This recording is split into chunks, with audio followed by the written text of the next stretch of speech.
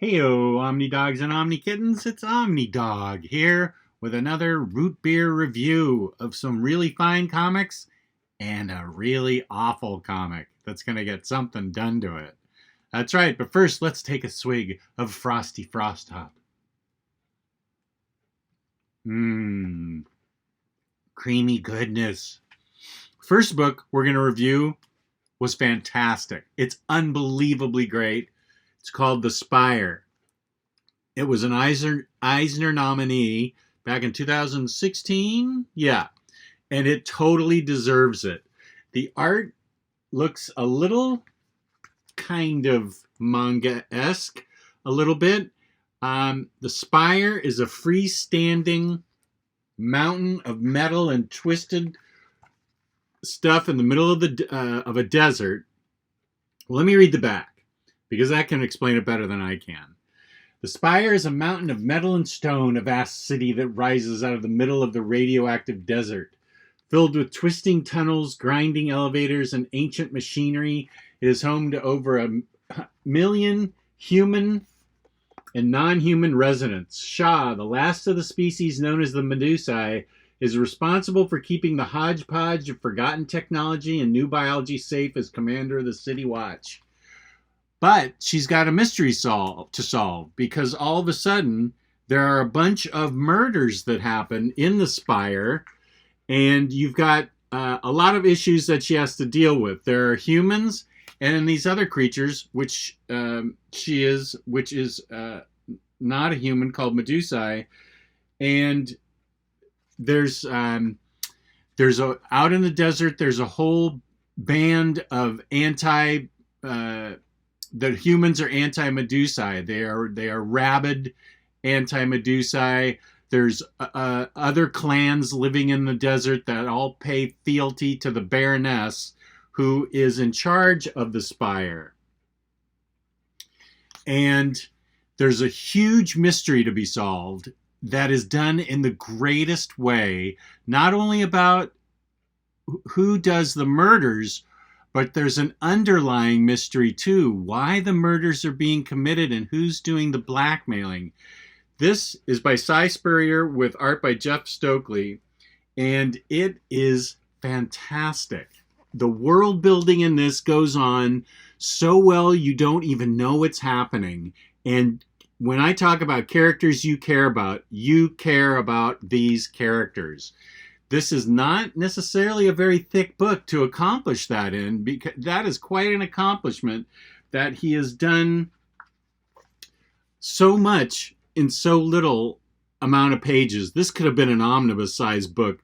This world is so interesting and so vast and populated with so many interesting characters. And it has a last arc that is a stunner. This book makes it now a top 12 of OmniDog. It moves into the top 12, not top 10, not top 11, top 12. The Spire is a book you have to read. It is awesome. And if I could categorize it, science fiction, kind of genre free-for-all, as Brian Vaughan says on the front.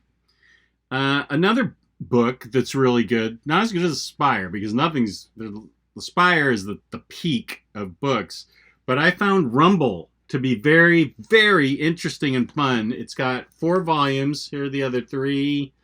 It's about a disembodied god reincarnated into a scarecrow searching for his heart and his body. And he's a 10,000-year-old god. The art is really amazing. The writing is really good. And it's kind of they describe it as not your average action, adventure, urban fantasy, horror, dramedy, which is about as good as I can do. It is a big mishmash of all kinds of genres, but I really, really enjoyed it. Now, this thing has 4 volumes, and it is ongoing, so eventually there will be a 5th volume, because it does end on a cliffhanger, but there will be a 5th volume. But I highly recommend it. It is lots of fun. There's lots of comedy, lots of slashing, lots of gods being reincarnated, battling each other with their armies. It's a hoot. I dug this book a lot. Rumble. Now, my friend Jake recommended that I read Empire, and it's by Mark Waid. So how could I not? I love Mark Waid. It's credited to Mark Waid and Barry Kitson. Barry Kitson is the penciler. He's, of course, a great artist. Mark Waid is a great writer. And Empire is the story of what happens if someone so powerful could actually take over the Earth. And how would he keep the Earth under his thumb? What kind of world would it be? It's not a pleasant world. It's a very technologically driven, kind of mind-numbing 1984 type of world where all the intrigue really happens with the people that he's entrusted to help him run the world, as Minister of Information, as Minister of Technology, as Minister of Torture, or whatever it is. But his name's Golgoth, and he controls the entire Earth. And I thought it was a lot of fun, a science fiction book. He can transport anywhere. That's how he, that is his ace in the hole, that he can transport anywhere. And I found this to be a bundle of fun. Mark Waid does a really good job, and of course Barry Kitson's a great artist. He keeps his ministers under control by giving them a drug called, wait a sec, it's not Euphoria, it's called, oh heck, Eucharist. That's what it's called. It's a drug that he keeps them addicted to because it makes them feel so great. And it's got a little bit of humanity in it with Golgoth and his daughter. Golgoth's wife committed suicide. We get into that, more and more into that. But there's a lot of character development in here. Not a lot of people to like in this book. There aren't a lot of good actors. Good people in this book. This is a dictatorship, and it's run... all the intrigue is the backstabbing and what his ministers will do to each other to try and get ahead. And there's a funny bit in here where one of his ministers always uses really big words incorrectly, and they're always correcting him quietly because they don't want to get him mad. But the art is great, and it is quite a good book. It has a sequel, Empire Uprising, which is a little thinner, but it's also good. I loved it a lot. Fair warning, it ends on a cliffhanger, and I am unsure. I looked, and I couldn't find anything about Empire continuing. I'm sure it will. It's Mark Waid's baby, kind of, so I would assume that Empire is going to continue. So just buy it's not going to ruin the story for you if you buy them and it turns out, that they end on a cliffhanger. You'll have a really good story read, and you'll really enjoy it, and it won't affect it, but just know that it does end on a cliffhanger, and we hope that more issues come out. And I'll see Mark Waid at Baltimore at the end of the month in September, which is just a couple of weeks away now, and I will ask him if Empire's continuing. We'll see what he says. He's a nice guy. The last book I'm going to review in a positive way is Saucer Country and its sequel, Saucer State. These started out as Vertigo books, but then they went to IDW. This is what if a credible female candidate for president actually feels like she had a UFO experience with the probes and everything. The art is good throughout. The story is extremely well told, because whereas we deal with aliens kind of as a concept here, what's really well done is the running of a presidential campaign, and then in Saucer State, when she gets in office, spoiler, she does win the presidency, how she acts when she's in office. It all seems very real and realistic how she handles things once she gets in office.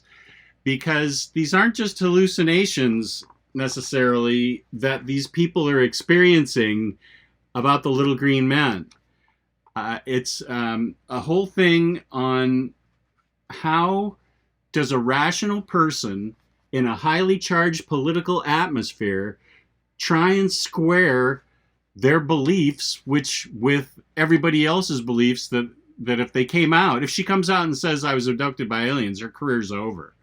So there are a lot of other characters in this book, a lot of great character development, people you really care about, and I really enjoyed it. It does take suspension of disbelief because, well, I don't want to spoil too much for you, but there is a sequel and there is an alien on the cover. So, although there's an alien on the cover here too.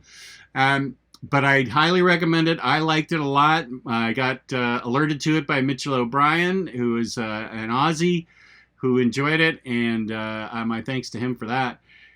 This book also ends on a cliffhanger. Saucer State ends on a cliffhanger, and I couldn't find out anything about it. Now, it's been taken over by IDW, so it's possible. I mean, it did get nominated for a Hugo. It's possible that Paul Cornell is going to continue with it. I couldn't find out any information about it, but don't let the fact that it ends on a cliffhanger spoil it for you, because it's really good. And now, the bad news. Someone's getting a bath. That's right. I'm bringing out the bucket. I read something that sucked. I was so unhappy with this book. It was a critical darling. Maybe 2 years ago. Or last year. I think maybe 2 years ago. What is this? 2018? Yeah, a couple of years ago maybe. Critical darling. Critics loved it. I said, I must own this book. So I finally got around to reading it today, and I hated it. It sucked. It's called Beautiful Darkness.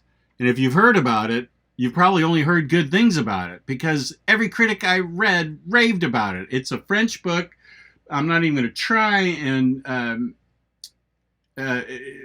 pronounce the names of the author and artist, but the central conceit was interesting to me, that little fairies live inside the body of a dead girl and what their world is like. What I got was fairy on fairy violence and brutality, and fairy on animal violence and brutality. It was awful. I struggled reading this book. It was so brutally, awfully bloody, with no regard to humanity or, I mean, here's a picture of the art. The art's kind of pretty, but there's no redeeming quality to any of these characters. I mean, if this was supposed to be a treatise on the human condition, then call the book People Are Jerks, and then I'll know, and I won't have to go out and buy this book. I get that people are cruel to animals and cruel to each other. Okay, fine. That's not what I want to read in a comic. So I'm warning you out there. I'm warning you with peace and love.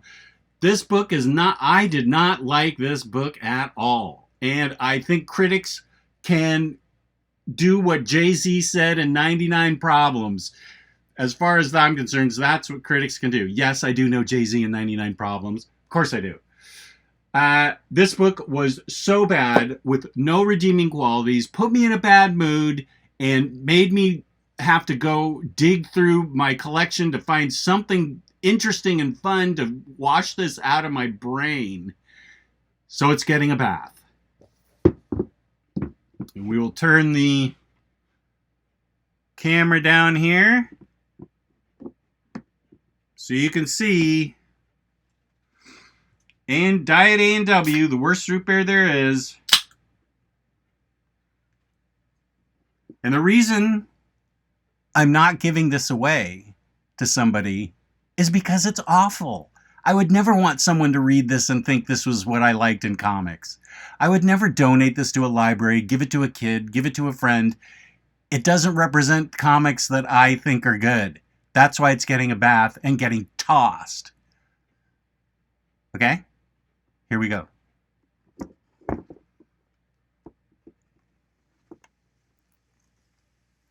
Beautiful darkness, you sucked. And I'm not ashamed to say, this book cost me real money too. Not ashamed to say you deserve this root beer bath. Totally. Soak it up, sucky book.